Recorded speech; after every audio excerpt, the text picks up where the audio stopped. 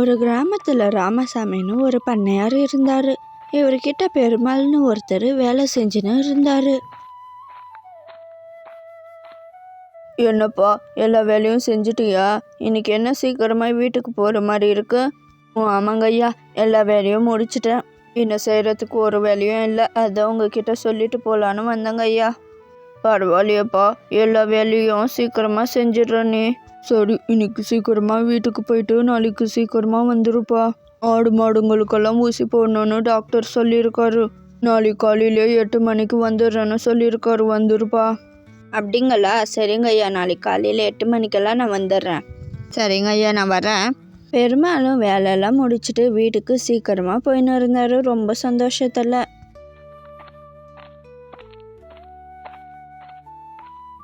என்னங்க, நீங்க வேலைக்கு செஞ்ச கொஞ்ச நாள் தான் ஆகுது. வேலைலாம் எப்படி போகுது? இதுக்கு முன்னாடி செஞ்சுன்னு இருந்த வேலை ரொம்பவும் கஷ்டமா இருந்துச்சுன்னு சொன்னீங்க. இது எப்படி இருக்கு? இது பரவாயில்லம்மா. ஆடு கோழி மாடு இது மட்டும் தான் பார்த்துக்கணும். விவசாயத்தெல்லாம் பார்த்துக்கிறதுக்கு வேற ஆள் இருக்காங்க. அவ்வளோ ஒன்றும் கஷ்டமாலாம் இல்லைம்மா, நல்லா தான் இருக்கு. பெருமாளுக்கும் சீதாவுக்கும் ஒரு பையனும் இருந்தாங்க. இவங்க 3 பேரும் அந்த சின்ன வீட்டில் ரொம்பவும் சந்தோஷமா வாழ்ந்துன்னு இருந்தாங்க. அடுத்த நாளும் ஆச்சு. என்னப்பா, டாக்டர் வந்து ஊசியெல்லாம் போட்டுட்டு போயிட்டாங்களா? நானும் உன்கிட்ட ஒரு முக்கியமான விஷயத்த சொல்றதுக்கே மறந்துட்டேன்ப்பா. அடுத்த வாரம் என் பொண்ணோட கல்யாணம் வச்சிருக்கோம்ப்பா. மறக்காம குடும்பத்தோட வந்துடு. சரிங்க ஐயா, கண்டிப்பா குடும்பத்தோட வந்துடுறோம் நாங்க. சரிங்க ஐயா, இன்னைக்கான வேலையெல்லாம் முடிஞ்சது, நான் வீட்டுக்கு போறேன். ஏங்க, அடுத்த வாரம் என் சித்தி பையனுக்கு கல்யாணம். குடும்பத்தோட வந்துருங்கன்னு பத்திரிக்கை வச்சுட்டு போயிருக்காங்கங்க. நீங்களும் வரீங்க தானே? போயிட்டு வந்துடுவோம் சீக்கிரமா. ஐயோ, என்னம்மா சொல்ற? பண்ணையாரோட பொண்ணுக்கும் அன்னைக்கு தாம்மா கல்யாணம். குடும்பத்தோட வந்துருங்கன்னு வேற சொன்னாரு. சரி, அப்படின்னா நான் பண்ணையார் வீட்டு கல்யாணத்துக்கு போறேன், நீ உன் சித்தி வீட்டு கல்யாணத்துக்கு போ. அட, என் சித்தி வீடு என்ன 7 மைல் தூரத்துலயா இருக்கு? பக்கத்து ஊரு தானங்க. பண்ணையார் வீட்டு கல்யாணத்தை பார்த்துட்டு அப்படியே எங்க சித்தி வீட்டு கல்யாணத்தையும் பார்த்துட்டு அன்னைக்கே வீட்டுக்கு வந்துருவோம் வாங்க. நான் போனேன்னா 2 நாள் ஆகும் வரத்துக்கு. பரவாயில்லையா? சாப்பாட்டுக்கெல்லாம் என்ன பண்ணுவீங்க? பக்கத்து ஊருக்கு என்ன நடந்தே போயிடுவியா நீ? பஸ்ல தானே போனோம், அதுக்கு வேற செலவாகும். வேணாம், நீ மட்டும் போயிட்டு வா. சாப்பாட்டுக்கெல்லாம் நான் பண்ணையார் வீட்லயே சாப்பிட்டுக்கிறேன். ஃபங்க்ஷன் வேற, அங்கே டெய்லியும் சாப்பாடாக தான் இருக்கும். சரி, அப்படின்னா போங்க. எனக்கு சிக்கன் சாப்பிடணும்னு தோணுது, போய் வாங்கின்னு வாங்க. சிக்கனு கிலோ 200 ரூபாய். என்கிட்டலாம் காசு இல்லைப்பா. இன்னும் ஒரு வாரத்தில் உங்கள் சித்தி வீட்டு கல்யாணம் வருதுன்னு சொல்கிறல்ல, அங்கே போய் சாப்பிட்டுப்பா விடு. சரியான கஞ்ச பிஸ்னாரி கட்டினேன், நான் படுற பாடு இருக்கே எப்பா. ஒரு வாரமும் ஆச்சு. பண்ணையார் வீட்டு சாப்பாடு இன்னும் ருசியாக இருந்தது இல்லைண்ணே. அதுவும் அந்த கோழி குழம்பு இருக்கே எப்பா, இன்னமும் நாக்கிலே நிற்கிது. இன்னும் இருக்காதப்பா, நான் சமைச்சதாச்சு. பண்ணையாரு இந்த கல்யாண ஆர்டரை என்கிட்ட தான் கொடுத்தாரு. அதுவும் சாதா கோழி இல்லைப்பா, நாட்டுக்கோழி. அவர் வீட்டில் இருக்கிற கோழியவே கொடுத்தாரு. அந்த கோழி இதுதான் இவ்வளோ டேஸ்ட்டுன்னு நான் நினைக்கிறேன். ஓஹோ, அப்படியாண்ணா? சரி. என்ன சீதா, கல்யாணத்துக்கு போயிட்டு வந்துட்டியா? நேற்று பண்ணையார் வீட்டில் கோழி குழம்பு சாப்பிட்டோம்மா. இன்னும் ருசி தெரியுமா? நாட்டுக்கோழியில் செஞ்சுருக்காங்க. எனக்கு அது சாப்பிடணுன்னு ரொம்பவும் ஆசையாக இருக்குது. எனக்கு செஞ்சு கொடுக்குறியாம்மா? இவர் போய் நாட்டுக்கோழி வாங்க போறாரா? ஃபர்ஸ்ட் நாட்டுக்கோழியோட விலை என்னன்னு தெரியுமா? நார்மல் கோழி 200 ரூபான்னு சொன்னதுக்கே வாங்கி தர மாட்டேன்னு சொன்னாரு. இதுல எங்க இருந்து நாட்டுக்கோழி வாங்கி தர போறாரு? நாட்டுக்கோழி இருந்தாதாங்க இந்த டேஸ்ட் வரும். சும்மா என்ன தொல்லை பண்ணாதீங்க, போய் வாங்கின்னு வாங்க, செஞ்சு கொடுக்குறேன். உனக்கு என்ன நாட்டுக்கோழி தானே வேணும்? எனக்கு தெரிஞ்சனா கம்மி விலைக்கு கொடுப்பாரு. நான் போய் வாங்கின்னு வரேன், எனக்கு செஞ்சு மட்டும் கொடு நீ. ஏன்னா எனக்கு நாட்டுக்கோழி வேணும்ண்ணே. 1 கிலோ நாட்டுக்கோழி எவ்வளோன்னு சொல்லுங்கண்ணே. ஒரிஜினல் நாட்டுக்கோழி 1 கிலோ 500 ரூபாப்பா. நீ ஏதோ தெரிஞ்சுவான்றதுனால 450 ரூபாய்க்கு கொடுக்குறேன். என்னென்னு சொல்கிறீங்க? 500 ரூபாவா? நான் ஏதோ ஒரு 300 ரூபாய் 200 ரூபாய் இருக்கும்னு பார்த்தா இவ்வளோ ரேட்டு சொல்கிறீங்களேண்ணே. இல்லை, எனக்கு வேணாண்ணே. என் கடையில் மட்டும் இல்லைப்பா, எல்லார் கடையிலையும் இதுதான் விலை. நாட்டுக்கோழியோட ருசி தான், அதனால தான் இவ்வளோ விலை. ஓஹோ, அப்படியா? சரிண்ணா, நான் அவ்வளோ காசு எடுத்துன்னு வரல, இன்னொரு நாள் வந்து வாங்கிக்கிறேண்ணே. நாட்டுக்கோழி இவ்வளோ விலையா? இது நமக்கு தெரியாமல் போயிடுச்சு. நம்ம வேற சீதா கிட்ட வெறும் பில்டப்பாக விட்டு வந்திருக்கோம். இப்போ கோழி வாங்கின்னு வரலன்னு சொன்னால் அவள் நம்மளை கேவலமாக பார்க்க மாட்டாளா? என்ன பண்ணுறது? பேசாமல் பண்ணையார் வீட்லேயே நம்ம திருடின்னு வந்துட்டா என்ன? நாளைக்கு வேலை செஞ்சுட்டு பண்ணையார் வீட்டிலேருந்து ஒரு கோழியை திருடின்னு வந்துடுவோம். வேற என்ன பண்ணுறது, இதை விட்டால் வேற வழியும் இல்லை, காசும் இல்லை. அடுத்த நாள் வேலையெல்லாம் முடிஞ்சதுக்கப்புறம் வீட்டுக்கு போகிறதுக்கு முன்னாடி ஒரு கோழியை திருடின்னு போயிட்டாரு. என்ன வேலை முடிஞ்சிட்டா வேலை முடிஞ்சிடுச்சுன்னு வந்து சொல்லிட்டு போவான் இந்த பெருமாள், இன்னைக்கு வரவே இல்லையே, என்ன ஆயிருக்கும்? வீட்டுக்கு போயிட்டானோ? என்னங்க தனியா நின்று ஏதோ புலம்பின்னு இருக்கீங்க, ஏன் என்னாச்சுங்க? அது ஒன்றும் இல்லைம்மா, இந்த பெருமாள் பையன் எதுவுமே சொல்லாமல் வீட்டுக்கு போயிட்டானா என்னன்னு யோசிச்சு நின்றுன்னு இருக்கம்மா. அவன் எப்படி போனா என்னங்க, வேலை ஆச்சா அதை பாருங்க. சரிம்மா. அந்த கோழியை நல்லா க்ளீன் பண்ணிட்டு பெருமாள் கொடுத்தாரு. அதை சீதா குழம்பு வச்சுன்னு இருந்தாங்க. அந்த குழம்போட வாசனை அந்த வீடு ஃபுல்லாக பரவுச்சு.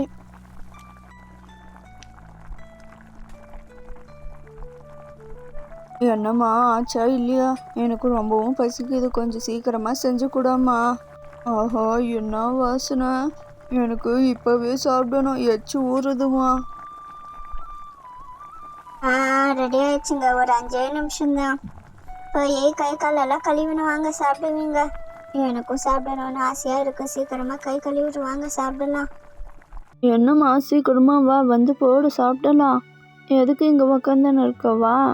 நம்ம பையன் பக்கத்து ரூம்ல பாருங்க தூங்கிட்டான், அவனையே கூட்டினு வாங்க, உக்காந்து சாப்பிடுவோம் எல்லாரும். அவனுக்கு கொடுக்காம நம்ம மட்டும் சாப்பிட்றதா, போய் கூட்டினு வாங்க அவனை. ஐயோ, அவனுக்கெல்லாம் வேணாம்மா, இதை கொடுக்காத, நம்ம மட்டும் சாப்பிடுவோம். சின்ன பையன் இதெல்லாம் சாப்பிடக்கூடாது, வேணாம் வேணாம். அதெல்லாம் ஒன்றும் ஆகாது, கொஞ்சம் சாப்பிட்டா போய் கூட்டினு வாங்க. உடனே விட்டுட்டு நம்ம மட்டும் சாப்பிட்றதா.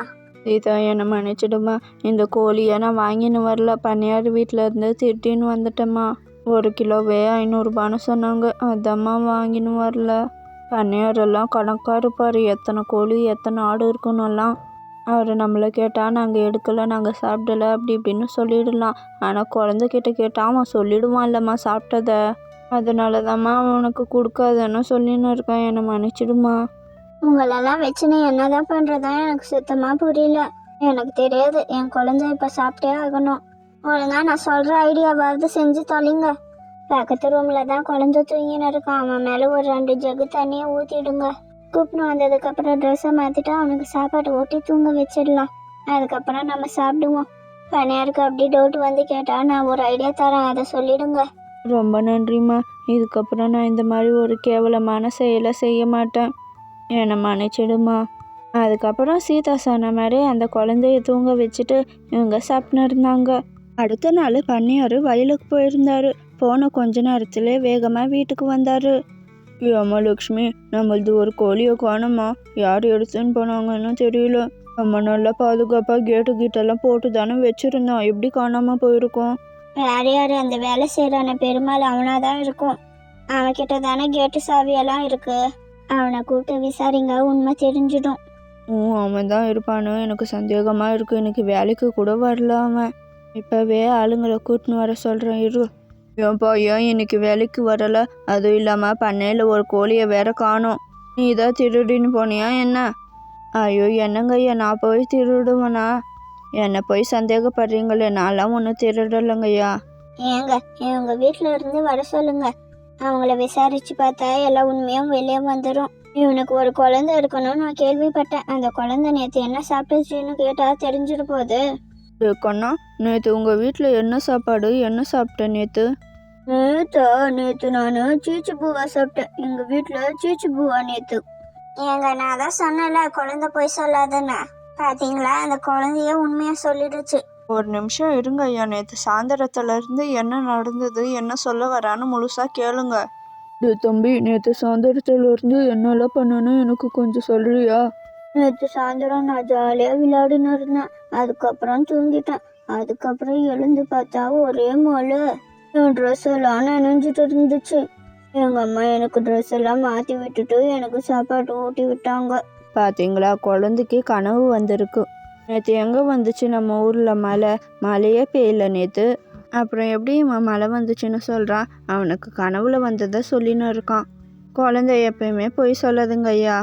அதுக்கப்புறம் அந்த பண்ணையாரும் இவங்க தப்பு பண்ணியிருக்க மாட்டாங்கன்னு நினச்சி விட்டுட்டாரு. பார்த்தீங்களா, திருடுறது எவ்வளோ பெரிய தப்புன்னு இப்பயாவது உங்களுக்கு புரியுதா? அவர் பண்ண தப்பல்ல, நாங்களாம் வேற பதில் சொல்ல வேண்டியதாக இருந்தது. அதுக்கு தான் திருடக்கூடாது. ஏதோ எனக்கு கொஞ்சம் அறிவு இருந்ததுனால அதை ஏதோ சொல்லி தப்பிச்சோம். இல்லைன்னா என்ன ஆயிருக்கும் எங்க பொழப்பு. சரி, எவ்வளோ கஷ்டம் வந்தாலையும் நேர்மையா இருங்க நீங்களும். ஒரு ஊரில் சுப்பிரமணின்றவர் மட்டன் பிரியாணி கடை வச்சுருந்தாரு. இவர் ரொம்பவும் சுத்தமாக செய்வார். இவர் கடையில் மட்டன் பிரியாணி அவ்வளவு சுவையாக இருக்கும். அண்ணே, எனக்கு ஒரு 2 மட்டன் பிரியாணி பார்சல் பண்ணி கொடுங்கண்ணே. அது கூடவே 2 முட்டையும் வச்சு கொடுத்துடுங்க. அட என்னம்மா சீதா, ரொம்ப நாளாக கடை பக்கமே ஆளை காணோம். ஊருக்கு எங்கன்னா போயிருந்தியா? அட ஏங்க, நான் ஊருக்கெல்லாம் போகிறதுக்கு டைம் இருக்கு. காலேஜ் ஓப்பன் பண்ணிட்டாங்க. காலேஜுக்கு போயிட்டு வர்றதுக்கே டைம் சரியா இருக்கு. வாரத்துக்கு 2-3 வாட்டியாவது உங்க கடையில் வாங்கி சாப்பிட்ருவேன். காலேஜ் ஓப்பன் பண்ணதுலேருந்து வரவே முடியலண்ணே. ஓஹோ, அப்படியாம்மா. சரி சரி, ஊருக்கு போயிட்டு இருந்தானே நான் நினச்சேன். சரி, ஒரு 2 நிமிஷம் இருமா, பார்சல் பண்ணி கொடுத்துட்றேன். சுப்பிரமணிக்கு ராமு சோமுன்னு 2 பசங்களும் இருந்தாங்க. அவங்க 2 பேரும் ட்வின்ஸு. ஆனால் அவங்க எப்பயும் ஒத்துமையாகவே இருக்க மாட்டாங்க. இவங்க நல்ல வசதியான குடும்பம் தான், ஆனால் சிம்பிளாக இருக்கிறது தான் சுப்பிரமணிக்கு பிடிக்கும். ஒரு நாள் ராமு அவங்க ஃப்ரெண்டை வீட்டுக்கு கூப்பிட்டு இருந்தாங்க. என்னடா ராமு, உங்க வீடு இவ்வளோ குட்டியா இருக்கு. எங்களை விட நீங்க ரொம்ப வசதியானவங்கன்னு எங்க அப்பா சொல்லியிருக்காரு. ஆனா இங்க வந்து பார்த்தா உங்க வீடு இவ்வளோ குட்டியா இருக்கு. இவ்வளோ சிம்பிளா வாழ்ந்து என்னடா பண்ண போறீங்க நீங்க? அப்படியெல்லாம் ஒன்றும் இல்லடா, எங்க அப்பாவுக்கு இப்படி இருக்கிறது தான் ரொம்ப பிடிக்கும். வீண் செலவெல்லாம் அதிகமா செய்யக்கூடாதுன்னு சொல்லுவாருடா. சரி, அதெல்லாம் விடு. இப்பவே உங்க வீட்டுக்கு போய் உன் ஹோம்ஒர்க் நோட்டையை எடுத்துன்னு வருவோமா? அப்பா, நம்ம நல்லா வசதியானவங்க தானப்பா. தாத்தா பாட்டியோட சொத்து எல்லாமும் உனக்கு தானப்பா. உன் கூட அண்ணன் தம்பி கூட பிறக்கல. அப்புறமும் எதுக்குப்பா இவ்வளோ சிம்பிளா வாழ்ந்துன்னு இருக்கோம் நம்ம? என் ஃப்ரெண்டெல்லாம் நம்ம வீடை பார்த்துட்டு எப்படி கிண்டல் பண்றாங்க தெரியுமா? தாத்தா பாட்டி சொத்தெல்லாம் அவங்களது.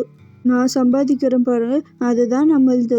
இது வரைக்கும் உங்கள் தாத்தா பாட்டி நிலத்துல நான் கையே வச்சதில்லை தெரியுமா? நான் என் பிரியாணி கடையை நம்பி தான்ப்பா இருக்கேன். அந்த பிரியாணி கடையில் எவ்வளோ காசு வருதோ அதுதான் நம்மளது, அதுதான் நம்ம சொத்தும். அந்த சொத்தெல்லாம் இருக்குன்னு தெரிஞ்சால் நீங்கள் ஒழுங்காகவும் படிக்கவும் மாட்டீங்க. நீங்கள் பெருசானதுக்கப்புறம் அந்த சொத்தெல்லாம் நான் அனாதை ஆசிரமத்துக்கு எழுதி கொடுத்துடுவேன்.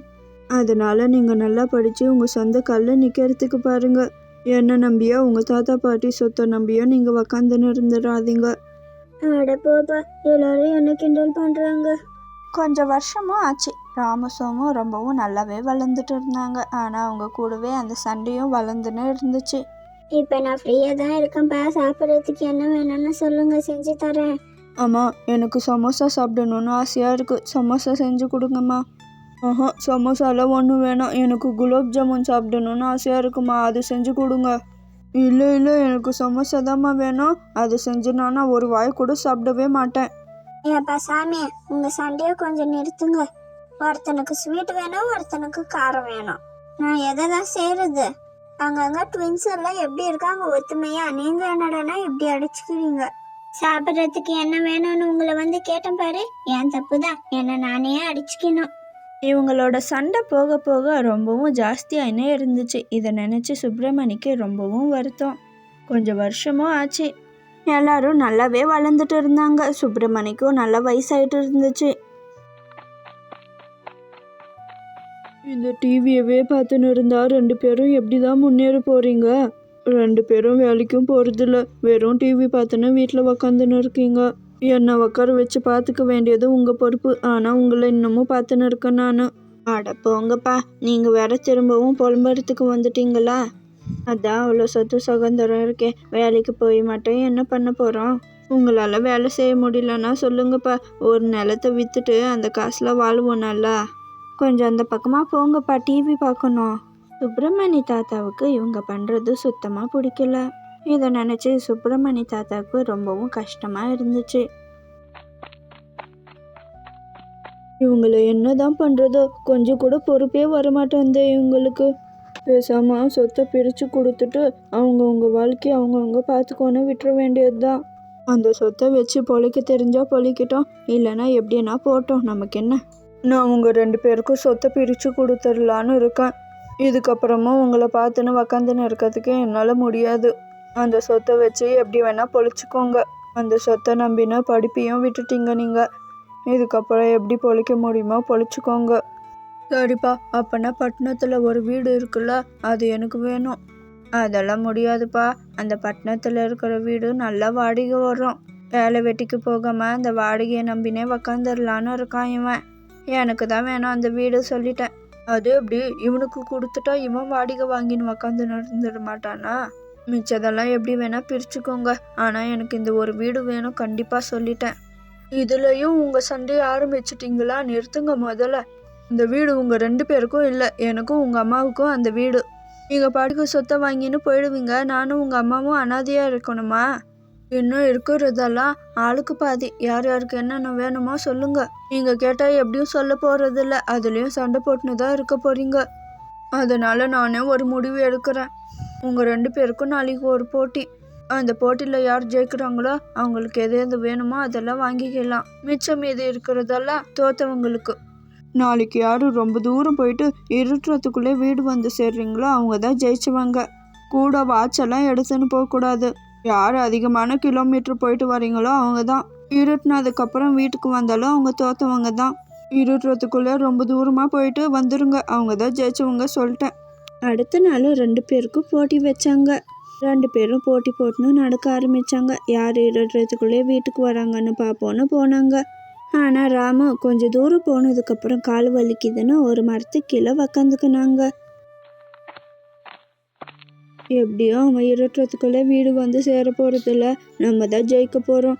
அவன் எப்படிப்பட்டவன்னு நமக்கு நல்லாவே தெரியும். நம்ம இன்னைக்கெல்லாம் இங்கே இருந்து நல்லா ரெஸ்ட் எடுத்துட்டு சாயந்தரமாக வீட்டுக்கு போயிடுவோம். சோமுவும் ராமுவை விட ரொம்ப தூரமாக வந்தார். அப்பா காலெல்லாம் ரொம்ப வலிக்குதே, என்ன பண்ணுறது?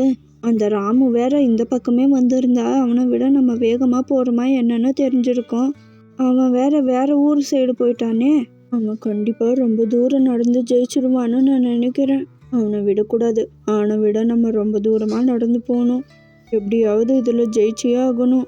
சோமுவும் இன்னும் கொஞ்சம் தூரம் போகலான்னு நடந்து போயினே இருந்தார். சோமு விடுறதா இல்லை. ராமுவை விட ரொம்ப தூரம் நடந்து போகணுன்னு அந்த கால்வழியிலே நடந்து போயின்னு இருந்தார். லேசாக இருட்டுற மாதிரி இருந்தது. ராமு கிட்டவே இருந்ததுனால வீட்டுக்கு சீக்கிரமாக வந்துட்டாரு. ஐயோ என்ன இருட்டுற மாதிரி இருக்கு, சீக்கிரமாக நம்ம இப்பயே வீட்டுக்கு போய் ஆகணுமே. வாட்ச் வேற இல்லை. வாட்ச் இருந்தாவது டைம் பார்த்து சீக்கிரமாக போயிருக்கலாம். சீக்கிரமாக போனால் தான் நம்மளால இருட்டுறதுக்குள்ளே வீடு போக முடியும். சோமுவும் ஓடி ஓடி வீட்டுக்கு போனார். ஆனால் அவரால் போகவே முடியல. ஐயோ இருட்டிருச்சு, நம்மளால போகவே முடியலையே. பேசாமல் கொஞ்சம் தூரமே போயிட்டு இருந்திருக்கலாம். அவனை விட ரொம்ப தூரம் போகணுன்ற பேராசனால நம்மளால இப்போ போகவே முடியாமல் ஆயிடுச்சு. போச்சு, மிச்சம் மீதி இருக்கிற சொத்து தானா நமக்கு. நல்லா இருட்டினதுக்கப்புறம் சோமு வீட்டுக்கு வந்தார். ராமுவுக்கு ரொம்பவும் சந்தோஷமாக இருந்தது. இந்த போட்டியில் ராமு தான் ஜெயிச்சிருக்கான். ஆனால் ராமு போயிருக்கிறது வெறும் 3 கிலோமீட்டர் தான். ஆனால் சோமு போயிருக்கிறது 10 கிலோமீட்டர் பக்கம். ஆனால் இருட்டுறதுக்குள்ளே சோமுவால் வீட்டுக்கு வர முடியல. என்னதான் ராமு கம்மியான கிலோமீட்டர் போயிருந்தாலும் இருட்டுறதுக்குள்ளே வீடு வந்து சேர்ந்துட்டான். அதுக்கு தான் மூளையை கொஞ்சமாவது பயன்படுத்தணும்னு சொல்கிறது. விஜயபுரன்ற கிராமத்தில் ராமையா தாத்தா அவங்க குடும்பத்தோடு வாழ்ந்து வந்துன்னு இருந்தார். இவங்க ரொம்பவும் ஏழை, சாப்பாட்டுக்கெல்லாம் ரொம்பவும் கஷ்டப்பட்டுன்னு இருந்தாங்க. ஏன்ப்பா குமார், வயலில் நிறைய வேலை இருக்குது, கொஞ்சம் கூடமாட வந்து செஞ்சுனா எனக்கு கொஞ்சம் உதவியாக இருக்கும், வரையாப்பா? அப்பா, உனக்கு எத்தனை தடவை தான்ப்பா நான் சொல்கிறது, எனக்கு விவசாயம் பண்ணலாம் பிடிக்காது, நான் அதை பண்ணவும் மாட்டேன். நானும் வேறு எதனா வேலை தேடின்னு தான்ப்பா இருக்கேன். இந்த விவசாயத்தை தவிர இந்த கிராமத்தில் ஒன்றும் இல்லை, நான் என்ன பண்ணுறது? அதோ வேறு வேலை எதுவும் இல்லைன்னு தெரியுதுல்ல, இந்த விவசாயத்தை தான் வந்து பண்ணா. எனக்கும் வயசாயிடுச்சுப்பா, இதுக்கப்புறம் என்னாலையும் பண்ண முடியாது. உன் பொண்டாட்டி வர்றதுக்கு முன்னாடி நீ எப்படி இருந்தியோ, ஆனால் இப்போ நீ பிடிக்கலனாலையும் அதை செஞ்சு தான்ப்பா ஆகணும். உனக்குன்னு ஒரு குடும்பம் ஆக போகுது, இதுக்கப்புறமும் என்னால் கஷ்டப்பட முடியாதுப்பா. இதுக்கப்புறம்லாம் நீங்கள் என்னை ஒன்றும் பார்த்துக்க வேணாம், ஒரே ஒரு வாரம் மட்டும் டைம் கொடுங்க. அதுக்கப்புறம் எப்படியாவது பிடிக்கலனா கூட ஏதோ ஒரு வேலைக்கு போகிறேன். நான் வேலை இல்லாமல் ரொம்பவும் கஷ்டப்பட்டுன்னு இருக்கேன், என்னை பார்த்துக்க மாட்டேன்னு சொல்கிறீங்கள? நமக்கும் வயசாகிடுச்சு, இந்த பையன் விவசாயத்தை பார்த்துக்கணும், நம்மளை பார்த்துக்கலாம்ல லக்ஷ்மி? விவசாயம் பிடிக்க மாட்டேங்குதுன்னு எந்த வேலையும் செய்யாமல் வீட்டில் இருக்கான். அதை சொன்னால் புரிஞ்சுக்க கூட மாட்டேன்றான், என்ன பண்ணுறதோ? ஆமாங்க, எவ்வளோதான் உனக்கு சொல்கிறதோ. எவ்வளோ சொன்னாலும் புரிஞ்சுக்கவே மாட்டேன்றான், நம்ம மேலே தான் கோவப்படுறான். எப்படின்னா போட்டோங்க, ஏதோ கொஞ்சம் கூழ குடிச்சுன்னு கம்முன்னு தரலாம். நீங்கள் எதுவும் அவங்ககிட்ட பேசிக்காதீங்க. என்னப்பா குமார், ரொம்பவும் சந்தோஷமா இருக்க போல. திடீர்னு கடை பக்கம்லாம் வந்துட்டு இருக்கா, என்ன விசேஷம்? அட நீங்க வேற, என் மூஞ்ச பார்த்தா சந்தோஷமா இருக்கிற மாதிரியா இருக்கு? வேலை எதுவும் கிடைக்காம நானே ரொம்பவும் கஷ்டப்பட்டுன்னு இருக்கேன். ஏதாவது ஒரு வழி இருந்தா சொல்லுங்கண்ணா. என்னை வேலையில் எங்கன்னா சேர்த்து விடுங்கண்ணா. உங்களுக்கு யாராவது தெரியுமா? அட என்னப்பா நீ, இந்த ஊரில் டீ கடை, மளிகை கடை, விவசாயம், இதை விட்டால் வேற என்ன வேலை இருக்கு? விவசாயத்தவே பார்த்துக்கப்பா. அப்படி உனக்கு வேற வேலைக்கு போகணுன்னா பட்டணத்துக்கு போ. நல்ல சம்பளத்துக்கு ஆளுங்களை எடுத்துன்னு இருக்காங்களாம்ப்பா. போய் பேசாமல் அதில் சேர்ந்துக்கோ. ரொம்ப நன்றிண்ணா. இதுக்கப்புறம் அப்படிதான் போய் சேரணும், வேற வழி இல்லை. இங்கே இருந்தால் எங்கள் அப்பாவும் திட்டினே இருக்காரு. இன்னைக்கு ஃபுல்லாக தலைவலி, அதான் டீ குடிச்சிட்டு போகலான்னு வந்தேன். சரி, நான் சொன்னதுக்கு நன்றி, வரேண்ணே. மீனா, நான் பட்டணத்துக்கு போகலான்னு இருக்கேன். நீ இங்கே இருக்கியா? என் கூட வரியா மீனா? நீ என் கூட வந்தா எனக்கு கொஞ்சம் உதவியாக இருக்கும். நீ என் கூடவே வந்தா சாப்பாடெல்லாம் நீயே சமைச்சு கொடுத்துருவ. வெளியே வாங்குற காசு மிச்சமாகும்ல. என் கூட வரியா? அட என்னங்க நீங்க இப்படி கேக்குறீங்க? நான் வராம வேற யாரு வருவாங்க? இங்க உக்காந்துன்னு மட்டும் நான் என்ன செய்யறது? எனக்கும் வேலைக்கு போகணும்னு ஆசையா இருக்காதா? 2 பேரும் சேர்ந்து வேலைக்கு போவாங்க பட்டணத்துக்கு போயிட்டு. சரி, எல்லாம் பேக் பண்றேன். அடுத்த நாளும் ஆச்சு. அப்பா, நானும் மீனாவும் பட்டணத்துக்கு போய் வேலை பார்க்கலான்னு இருக்கோம். இதுக்கப்புறம் நாங்கள் இந்த கிராமத்துக்கு வரமாட்டோம்ப்பா. பட்டணத்துலேயே ஒரு வீடு வாடகைக்கு எடுத்து சந்தோஷமாக இருக்க போகிறோம். என்னப்பா நீ, இங்கே ஏதாவது வேலை பாருன்னா எங்களை விட்டு பட்டணத்துக்கு போகிறேன்னு சொல்கிற. சரிப்பா, போகும்போது நான் எதுவும் பேச விரும்பலை. போயிட்டு சந்தோஷமாக இருங்க. குமாரும் மீனாவும் ரொம்பவும் சந்தோஷமாக பட்டணத்துக்கு போனாங்க.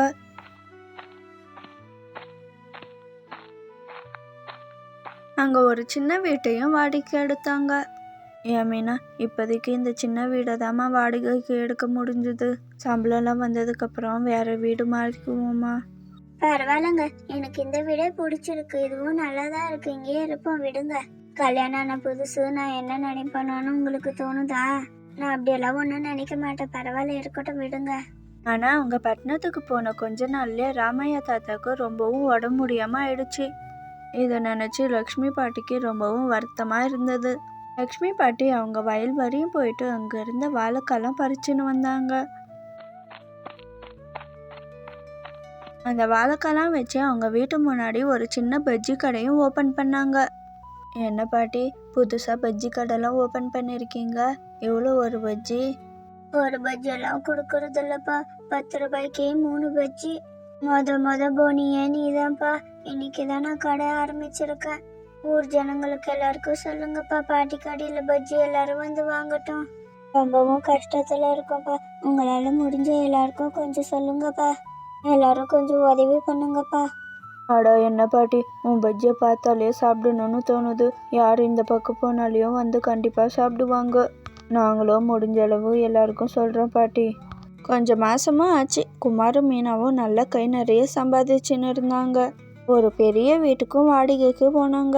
ரொம்பவும் சந்தோஷமா இவங்க வாழ்ந்துன்னு இருந்தாங்க. எப்படியோங்க, எவ்வளோ மாசமா படுத்த படிக்கலே இருந்தீங்க. இப்பதான் ஏதோ கொஞ்சம் நல்லா இருக்கீங்க. இப்பதான் உங்க முகத்திலே கொஞ்சம் சிரிப்பு தெரியுது. என் பஜ்ஜி கடையோட வருமானமும் நம்ம 2 பேருக்கு போதுமான அளவு இருக்குங்க. ரொம்ப மாசம் கழிச்சு குமாரும் மீனாவும் வீட்டுக்கு வந்தாங்க. அம்மா, எப்படிம்மா இருக்க? நல்லாதான்ப்பா இருக்கேன். ஏன்னா திடீர்னு இந்த பக்கம் வந்துட்டு இருக்கீங்க? உங்க அப்பா இவ்வளோ நாள் படுத்த படுக்கையா இருந்தாரு. காசு வேணும்னா லெட்டரெல்லாம் எழுதி அனுப்பிச்சிருந்தேன். ஒண்ணுமே உங்க கைக்கு வரலையா என்ன? என்னம்மா ஆச்சு அப்பாவுக்கு? லெட்ரு எழுதி அனுப்பிச்சிருந்தியா? லெட்டரெல்லாம் எங்கள் கைக்கு ஒன்றும் வரலையம்மா. நாங்கள் போகும்போது ஒரு அட்ரஸ் கொடுத்துருந்தோம்ல, அந்த வீட்டில் இல்லைம்மா. நாங்கள் கொஞ்சம் நல்லா சம்பளம் வந்ததும் நாங்கள் வீடு மாறிட்டோம்மா. உங்ககிட்ட சொல்கிறதுக்கு நான் மறந்துட்டேன். உனக்கு போய் ஞாபகம் இருக்குமா? சரி வாங்க, சாப்பிடுவீங்க. எதுக்கு பழசெல்லாம் பேசினா? என்னை மன்னிச்சிடுமா, நான் வேணும்னு எல்லாம் செய்யல. அதுவும் இல்லாமல் என் வேலை வேற போயிடுச்சுமா. மீனாவும் ஒரு சின்ன கம்பெனியில் வேலைக்கு சேர்ந்துருந்தா, அவளோட வேலையும் போயிடுச்சு. நாங்கள் நல்லாதாம்மா சம்பாதிச்சுன்னு இருந்தோம். திடீர்னு ஒரு பிஸ்னஸ் பண்ணலான்னு ஸ்டார்ட் பண்ணோம். அது மொத்தமும் கவுந்துக்குச்சுமா. எங்களுக்கு தங்குறதுக்கு இடம் இல்லாமல், சாப்பிட்றதுக்கு சாப்பாடு இல்லாமல் ரொம்பவும் கஷ்டப்பட்டோம்மா. அதனால தாம்மா போகிறதுக்கு இடம் இல்லாமல் இங்கே வந்துட்டோம். எங்களை வெளியே அனுப்பிச்சிடாதம்மா, நாங்கள் இங்கேயே இருக்கோம்மா. அட என்னப்பா இது? இது உன் வீடு. நீ எதுக்கு எங்க கிட்ட எல்லாம் கேட்டுன்னு இருக்கா? எங்க 2 பேருக்கும் வயசாயிடுச்சு. இன்னைக்கோ நாளைக்கோன்னு இருக்கும். நாங்கள் போனதுக்கப்புறம் இந்த வீடெல்லாம் யாருது உந்து தானே. பழசெல்லாம் பேசாதப்பா, இன்னைக்கு நான் ரொம்ப சந்தோஷமா இருக்கேன். வாங்க எல்லாம் குடும்பமாக உட்காந்து சாப்பிடுவோம். அதுக்கப்புறம் குமாரும் விறகு வெட்டுற வியாபாரமாவது செய்யலான்னு விறகு வெட்டுறதுக்கு போயின்னு இருந்தாரு. மழை வராமல் தண்ணி இல்லாததுனால அவங்களால விவசாயமும் பண்ண முடியல. ரொம்பவும் கஷ்டப்பட்டு விறகு வெட்டின்னு இருந்தாரு. ஏன் அத்தை, வெறும் வாழைக்காய் பஜ்ஜியா சுட்டுன்னு இருக்கீங்களே, யார் வந்து வாங்குவாங்க? வித்தியாசமான பஜ்ஜியெல்லாம் சுட்டாதானே அத்தை வந்து வாங்குவாங்க. என்னால் இதையே பண்ண முடியலம்மா. நான் எங்கேருந்து விதவிதமான பஜ்ஜியெல்லாம் சுடுறது? இதே வேறு வழி இல்லாமல் ஸ்டார்ட் பண்ணிட்டேன். இப்போ எல்லாரும் என்னை நம்பி வந்து வாங்கின்னு இருக்காங்க. அவங்களுக்கு எப்படி இல்லைன்னு சொல்கிறது? திடீர்னு நான் கடையை மூடிட்டா இவ்வளோ நாள் வாங்கின்னு இருந்தவங்க ஏமாந்துட மாட்டாங்களா? அதனால தாம்மா வரட்டும்னு நானே போட்டுன்னு இருக்கேன். ஏன் அத்தை, நானும் சாப்பாடெல்லாம் நல்லா தான் செய்வேன். நான் வேணும்னா பஜ்ஜி செஞ்சு கொடுக்கட்டா? எனக்கு என்ன நிறைய பஜ்ஜி எல்லாம் செய்ய தெரியும், அதை செஞ்சு விற்கலாம் அத்தை. நான் வேணும்னா எல்லாம் செஞ்சு கொடுக்குறேன், நீங்கள் இங்கே உக்காந்துன்னு விற்றுருங்க அத்தை. ஒன்றுத்துக்கு 2 வருமானமும் ஆச்சு. உங்கள் பையன்தும் ஒரு வருமானம் வரும், நல்லா பணம் பார்க்கலாம் அத்தை. நீ நல்லா சமைப்பியாம்மா? எனக்கு இத்தனை நாள் இது தெரியாமல் போயிடுச்சு. சரி வாமா, நீ வேணும்னா எல்லாம் செஞ்சு கொடு, நான் விற்கிறேன். ஒரு நாள் குமார் விறகு வெட்டின்னு வரலான்னு காட்டுக்கு போனாரு. அங்கே ஒரு மாடு இருந்துச்சு. அட, யாருத்துப்பா இந்த மாடு? இந்த காட்டுக்குள்ள ஆள் நடமாட்டமே இருக்காதே, இந்த மாடு எப்படி வந்தது? பேசாம இந்த மாடை நம்ம வீட்டுக்கு கூட்டின்னு போயிடுவோம். யாராவது வந்து இந்த மாட்டை கேட்டா அப்போ வேணா கொடுத்துடுவோம். குமார் அந்த மாடை வீட்டுக்கு கூட்டின்னு போனாரு. கொஞ்சம் வருஷத்துக்கு அப்புறம் அந்த மாடை வச்சே ஒரு பெரிய பண்ணையை உருவாக்கிட்டாரு. எங்கள் அத்தை மருமகளோட பஜ்ஜி கடைக்கும் கூட்டம் அதிகமாக வர ஆரம்பிச்சுது. அதுக்கப்புறம் கொஞ்சம் கொஞ்சமாக அவங்க வாழ்க்கையே ரொம்பவும் சந்தோஷமாக போயின்னு இருந்தது. லக்ஷ்மி பாட்டி 10 ரூபாய்க்கு எத்தனை பஜ்ஜி கொடுத்தாங்கன்னு உங்களுக்கு தெரிஞ்சால் கமெண்ட்டில் சொல்லுங்கள் ஃப்ரெண்ட்ஸ். ஒரு சின்ன கிராமத்துல ராஜு சுதா கணவன் மனைவி சந்தோஷமா வாழ்ந்து வந்துருந்தாங்க. ராஜு வயலுக்கு போய் விவசாயம் பண்ணுவாங்க. ஆனா சுதா வீட்டு வேலையெல்லாம் முடிச்சிட்டு வீடு வீடா போய் பால் வித்துட்டு வருவாங்க. வயலுக்கு போனோம். சாப்பாடு கட்டிட்டியா? என்னம்மா சாப்பாடு இன்னைக்கு? என்னை மன்னிச்சிடுங்க, என்னால் இன்னைக்கு சீக்கிரமா எழுந்து சமைக்கவே முடியல. நைட்டு மீந்த சாப்பாடுல தான் தயிர் ஊற்றி கரைச்சி வச்சிருக்காங்க. அதானே பார்த்தேன். நீ என்னைக்கு வாய்க்கு ருசியாக சமைச்சு கொடுத்துருக்க. உன்னை கட்டின பாவத்துக்கு இந்த பழைய சாதமாவது கிடைக்குதுன்னு சந்தோஷம்தான் படணும். போடு, நான் போகிறேன். ரொம்ப தான் பண்றாரு, தினமும் இதையே செஞ்சு கொடுக்குறாங்க. நான் மட்டும் என்ன வீட்டுல வெட்டியாவா இருக்கேன்? நானே எல்லா வேலையும் தான் செஞ்சுன்னு இருக்கேன். வயலுக்கு போயிட்டு வர்றதோட சரி, வீட்டுல வந்து எந்த வேலையும் செய்யறதில்ல. இதுல என்ன வேற பிடிச்சி திட்டுறாரு. ராஜு ரொம்பவும் கோவமாக வயலுக்கு போயின்னு இருந்தாரு. ராஜு வயலுக்கு போனதும் சுதா எல்லா வீட்டு வேலையும் செஞ்சுட்டு பால் கறந்து அதை வீடு வீடாக போய் விற்கிறதுக்கு போவாங்க. பால்மா பால், பால் வாங்கிக்கோங்க வாங்க. பால்மா பால், பால் வாங்கிக்கோங்க வாங்க. அக்கா, நாங்க இந்த ஊருக்கு புதுசுக்கா. இதுக்கு முன்னாடி ஒரு பால்கார்கிட்ட பால் வாங்கின்னு இருந்தோம். அது நல்லாவே இல்லை, வெறும் தண்ணியா இருந்தது. அக்கம் பக்கத்துல இருக்கிறவங்க கிட்ட விசாரிச்சு பார்த்ததுல உங்ககிட்ட பால் நல்லா இருக்கும்னு சொன்னாங்கக்கா. உங்ககிட்ட 1 லிட்டர் பால் எவ்வளோக்கா? இன்னைக்கு இருக்காக்கா பால்? எனக்கு வேணும். ஐயோ, இன்னைக்கு இல்லையாம்மா, இப்பதான் வித்துட்டு கடைக்கு போயின்னு இருக்கேன். 1 லிட்டர் பால் 40 ரூபாய்மா. என்கிட்ட நல்லா திக்கா இருக்கும்.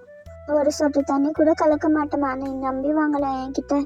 இதுதான் நான் உங்க வீடு. நான் நாளையிலிருந்து கண்டிப்பா உங்க வீட்டுக்கு வந்து ஊத்திட்டு போறேன், சரியா?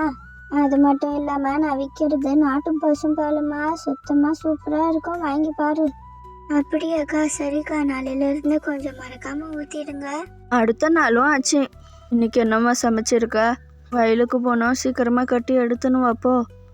என்னால இன்னைக்கு சீக்கிரமா எந்திரிக்க முடியல. நான் இன்னைக்கு சமைக்கல. ஹோட்டல்ல வாங்கி சாப்பிட்டுக்கோங்க. டீ வச்சிருக்கா, வந்து குடிச்சிட்டு போங்க வாங்க.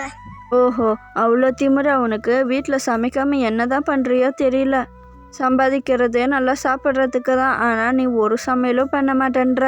டீயும் வேணாம், ஒன்றும் வேணாம், நீயே கூடி உக்காந்து நின்னிக்கலாம்.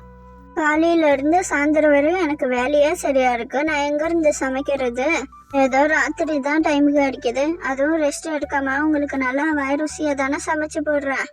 காலையில மட்டும் என்னால செய்ய முடிய மாட்டேங்குது, நான் என்ன பண்றது? ஒன்றும் பண்ணாத, இந்த டீயை இன்னைக்கெல்லாம் குடிச்சுன்னு உக்காந்துன்னு நான் வரேன். இவங்க சண்டை டெய்லியும் பெருசானே போயின்னு இருந்தது. நீங்க என்ன வயலுக்கு போயிட்டு கொஞ்ச நேரம் வேலை செஞ்சுட்டு மத்தியானம் தூங்கின்னு இருந்துட்டு தானே வரீங்க? இன்னைக்கு நான் வயலுக்கு போறேன். எங்க வீட்டுல இருக்கிற எல்லா வேலையும் செஞ்சுட்டு சாப்பாடு செஞ்சு வைங்க நான் வரத்துக்குள்ளே. அப்பதான் என் கஷ்டம் என்னன்னு உங்களுக்கு புரியும். பாத்திரம் எல்லாத்தையும் கழுவிட்டு துணி துவைச்சிட்டு பால் கறந்து அதை எடுத்துன்னு போய் வித்துட்டு வாங்க. அதை வித்துட்டு வந்ததுக்கு அப்புறமா கோழியை கொஞ்ச நேரம் திறந்து வைங்க. கோழியை பத்திரமா பார்த்துக்கோங்க, இல்லைன்னா காக்கா தூக்கின்னு போயிடும். அந்த கோழிங்களெல்லாம் பார்த்தோன்னா அப்படியே சமையலும் செஞ்சு வச்சிடுங்க. இன்னும் செய்யறதுக்கு நிறைய வேலை இருக்கு. முதல்ல நீங்க இதை செய்யுங்க. நான் வரத்துக்குள்ள சாப்பாடு ரெடியா இருக்கணும். நான் எல்லாம் பார்த்துக்கிறேன். நீ வயலில் போய் கஷ்டப்படு, அப்போ தான் ஏன் அருமை உனக்கு புரியும். சுதாவும் இன்னைக்கு வயல் வேலையெல்லாம் பார்க்கலான்னு வயலுக்கு போனாங்க.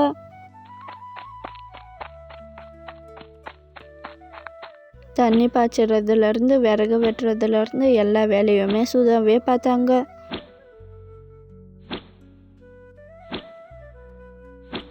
வேலை இன்னைக்கு கொஞ்சம் கம்மியாக தான் இருக்குது. இவ கூட கத்தி கத்தியே தலைவலி வந்துடுச்சு. கொஞ்சமாக பால் இருக்குது, அதை சூடு பண்ண வச்சுட்டு பால் கறந்துன்னு வந்துடுவோம். அதுக்கப்புறம் காஃபி போட்டு குடிப்போம். ராஜுவும் பால் கறக்கலான்னு போனார். ஆனால் அந்த மாடு எட்டி உதச்சிட்டு அங்கேருந்து ஓடி போயிடுச்சு. ஐயோயோ, என்ன இந்த மாடு இப்படி எட்டி உதச்சிடுச்சு. இன்னைக்கு யார் மூஞ்சலும் முழிச்சோன்னு தெரியலையே, இப்படி அடியாக வாங்கின்னு இருக்கோம். இந்த மாடு வேறு எங்கே போச்சோ, அவள் வந்தால் திட்ட போகிறா நம்மள. சரி, போய் காஃபி வேணா போட்டு குடிப்போம். ஐயோயோ, என்ன இது வீடு முழுக்க புகையாக இருக்கு.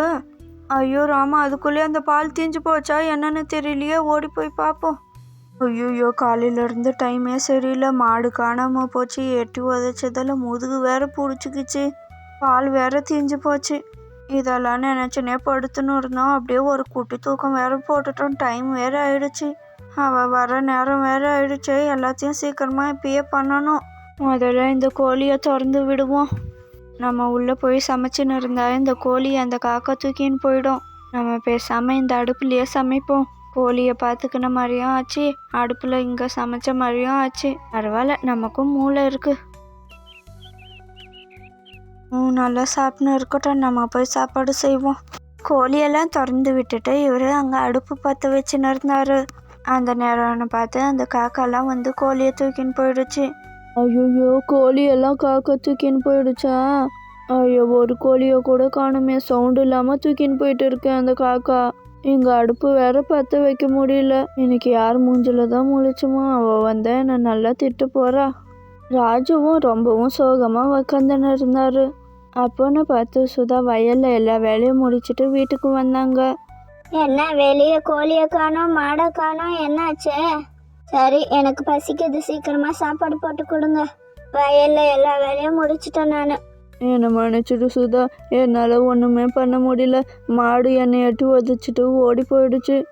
கோழியை காக்காலாம் தூக்கின்னு போயிடுச்சு. சமைக்கவும் முடியல என்னால். வீட்டில் சும்மா தானே இருக்க, எந்த வேலையும் செய்யாமன்னு நான் இதுக்கப்புறம் உன்னை சொல்லவே மாட்டேம்மா. உன்னோட கஷ்டம் என்னன்னு எனக்கு இப்போ தான் புரியுது. இதுக்கப்புறம் நான் வயல்லேருந்து வந்து கூட எல்லா வேலையும் உனக்கு செய்கிறேம்மா. கூட மாட உனக்கு ஹெல்ப்பும் பண்ணுறேம்மா. என்னை மன்னிச்சிடுமா. ஓஹோ, இப்போதான் உங்களுக்கு என் அருமை புரியுதா? எத்தனை நாள் என்னை திட்டிருப்பீங்க. இப்போ கோழியும் போச்சு, எனக்கு கோழியும் மாடியும் வாங்கி தரீங்க. எப்பயாவது என்னை புரிஞ்சுக்கிட்டீங்களே, அது வரையும் ரொம்ப சந்தோஷம். பார்க்குற நீங்களும் வீட்டில் இருக்கிறவங்க எந்த வேலையும் செய்யலன்னு பிடிச்சி திட்டின்னு இருக்காதீங்க. வீட்டில் இருந்து எல்லா வேலையும் செஞ்சு பாருங்க. அப்போதான் எங்கள் கஷ்டம் என்னன்னு உங்களுக்கும் புரியும். டெய்லியும் எங்கேயும் போகாமல் வீட்டில் இருக்கிறதே எவ்வளோ பெரிய கஷ்டம் தெரியுமா? சரி, பார்த்து பத்திரமா இருங்க. இன்னொரு வீடியோவில் பார்க்கலாம். பாய்.